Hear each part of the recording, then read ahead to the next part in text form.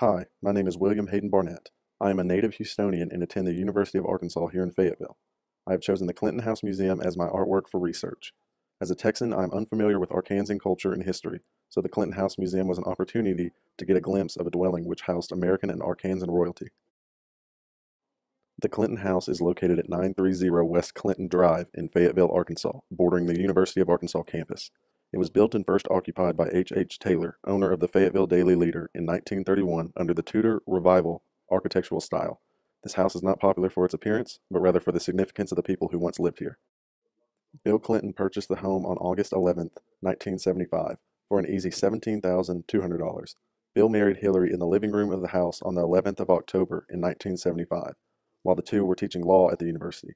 A replica of the wedding dress Hillary wore that day can still be seen on display in the living room of the museum.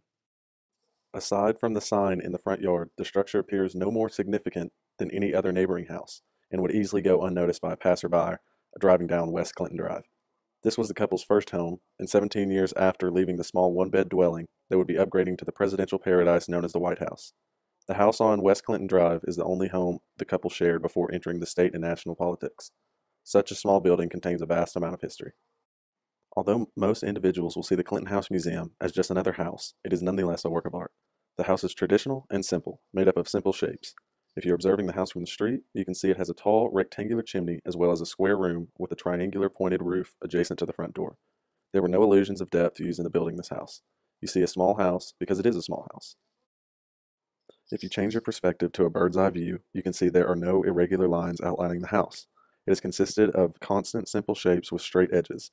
The house is a collection of rectangular and square rooms with a triangular roof. The simplicity of the structure matches its building date in the mid-1930s. The house would be a perfect square from an aerial view if it weren't for the small, rectangular section of the living room. The non-contemporary Tudor Revival architectural design of the home shows no signs of illusions from any perspective. The biographical approach is the best methodology to describe and analyze the Clinton House Museum. Although the architect constructing the home did not have the intent to build a house for a future American icon, the museum was strictly aimed in remembrance of the time when Bill and Hillary were both residents. The museum is filled with biographical items and information about the former president and first lady. Memorabilia of Bill's early political career fills showcases including banners, pins, posters, books, and speeches in honor of the Arkansan success. Using a biographical methodology approach allows you to look at the Clinton House Museum for what its purpose is and the items inside and what it contains as a museum rather than just analyzing for the structure that stands.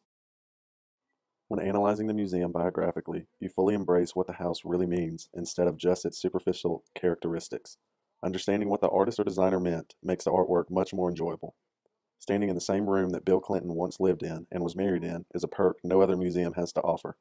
The whole museum is an art masterpiece filled with knickknacks and trinkets that all hold their own stories. The biographical approach of the Clinton House Museum reflects the past life of two people who shaped the future of our country. The artwork of the Clinton House Museum is categorized by symbolism. The building would be of no significance to people if the Clintons had not lived there. Therefore, the building symbolizes a period in time in which Bill and Hillary called that place home. The contents of the museum obviously are influenced by the couple's success, while the building itself is influenced by Tudor Revival architecture, most commonly found in the United Kingdom in the late 19th century. The house looks very similar to a cottage house found in the UK around the same time period. The architecture it was modeled after was popular from the mid-19th century to the mid-20th century in domestic architecture. The home, which displays great American pride and success, was greatly influenced by British-based architecture. It is a great display of small cottage-like home, popular in many places. The Tudor Revival architecture is intended for homes exposed to cold climates and for residents to live comfortably in. Unlike Spanish colonial architecture, where there is a large central courtyard exposing the home to the environment, Tudor Revival appeals to families living in the North Arkansas climate with chilly falls and cold winters. This architecture is designed to favor indoor living. I chose the Clinton House Museum for my research because I am a native Texan who wanted to learn more about the Arkansas history.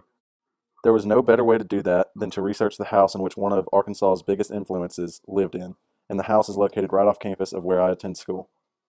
I was able to connect with the past president by standing in the very house he and his wife were once married in. The connection was easily felt grabbing the same doorknob Mr. Clinton once touched as he walked in from teaching his law class.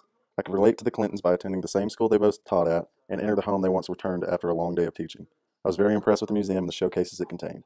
I learned a lot by visiting and researching the home. I enjoyed experiencing what the Clinton House Museum had to offer.